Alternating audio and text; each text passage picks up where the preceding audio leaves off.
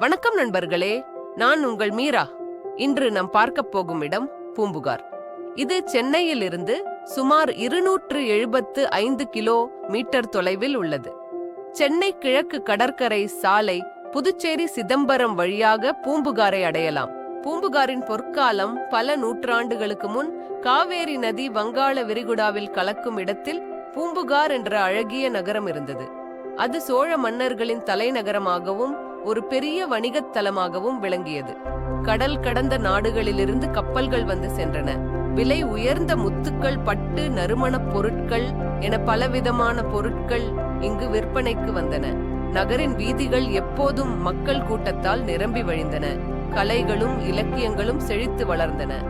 சிலப்பதிகாரம், மணிமேகலை போன்ற காவியங்கள் இங்குதான் உருவாயின. கண்ணகியின் கதையும் மாதவியின் நடனமும் இந்த நகரத்தின் பெருமைகளை உலகுக்கு உணர்த்தின. ஒரு நாள் கடலில் ஒரு பெரிய பேரலை எழுந்தது. நகரம் முழுவதும் வெள்ளத்தில் மூழ்கியது. பல கட்டிடங்கள் அழிந்தன. மக்கள் தங்கள் வீடுகளை இழந்து தவித்தனர். கடல் கோளால் பூம்புகாரின் ஒரு பகுதி கடலுக்குள் மூழ்கியது. காலங்கள் கடந்தன. பூம்புகார் நகரம் மெல்ல மெல்ல தனது பொலிவை இழந்தது.